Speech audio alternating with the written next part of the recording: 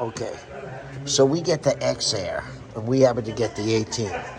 And we had trouble with it at first. We could not get this thing. It kept dropping the iPads out. And once it dropped it out, you could not re-sign back in again. We couldn't have that happen during a live performance. So we went with this router. Cheap, $30, whatever this might have cost. You plug it in with an Ethernet cable to here. And there was a switch that you have to switch to Ethernet and no longer Wi-Fi access, because it would create its own hotspot, this thing, kind of like, not a hotspot, but its own Wi-Fi.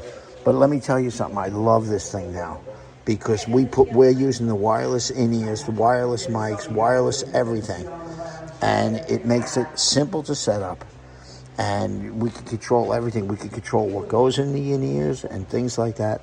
Now that it's set up right, I'm actually loving the Behringer X Air. I'm loving it. So it's working good. Look how simple, look how small it is. And then it hooks on the iPads. Did you hook up your iPad yet? No, but when you hook it up to the iPad, it's awesome. So these are the mains. So they just snap right in.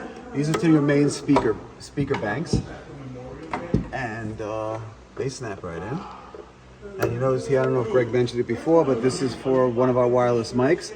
This is for our in-ears. It's a transmitter, and you can transmit to multiple in-ear devices that way.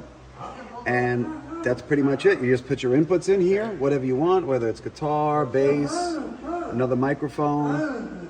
And you can even use, these are outputs to monitors if you need it, other than the in-ears. And it's simple. The wireless network in this thing, for the lack of a better explanation, sucks. Yeah, I told him that. Yeah, so you just use this little $30 travel router, creates a 5G network, and you're ready to go. It was great, and we haven't had the thing drop out. Now we're just getting back from going out and doing a live gig, so now we had to reset up the whole studio where we practice here, as you can see it. So we have our speakers set up, and so we're resetting up back here, and that's what we're all doing. But you saw how quick. Now, if this was a normal mixing board, you'd be running wires out to the speakers, you'd be running wires out to well, we did wires to the speakers, but to the microphones, you'd be wiring them out. We don't have to do any of that. That's it. Look how simple. And when he sets it up live, it makes it even simpler. So, and the iPod operation is fantastic. So, all right. Listen, I hope that helped anyone out. Would I buy it again? Absolutely. When I first got it, I was upset. He's turning on the Wi-Fi now. I mean, the iPad now. When I first got it, we were going to return it. But then look at this. Look how simple. This, make sure there's no password going in there or something. No, there's no password. I'm moving away just in case. And this is just hooking up after we did a show. We're going back to the studio. And all right, so go back to that. There's no password. It'll take it a while to find it. And this is an older iPad. This is a demo. So you see it connects wireless to it. I don't have, this is a demo mode, but you could adjust everything. This is your main outs. You got your monitor buses here. And of course your effects down here. But that's pretty much it. And it's great for live performances. He'll run out there with the in-ears on and the wireless mic. He'll run out to the audience with an iPad hanging on him, and he'll adjust everything from hanging out by the bar area or wherever he is, and it comes out great. Oh, it helps if I turn it on. Oh, he didn't have it turned on.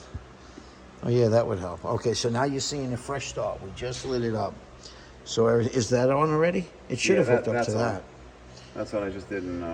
Okay, so now. So you see it'll find it once the Wi-Fi finds it. There it is. But I would love it. I'd buy it again. XR18, you tap it, and there's all our settings from every show that we had before. There's multiple shows that you can store. So if you have the same EQ set up in different locations and you go back to that location, you can still use it. So that's a great way to have it. So if you do play at the same gig 3 times or 4 times, you go back, boom, you hit that button. It should be very close to what it was. It'll be exactly what it was, but very close to what you need, you know? So, all right. So we're going back to playing now. Hope that helped anybody. And do you know what? Like, subscribe. You never know what you're going to get in my silly videos.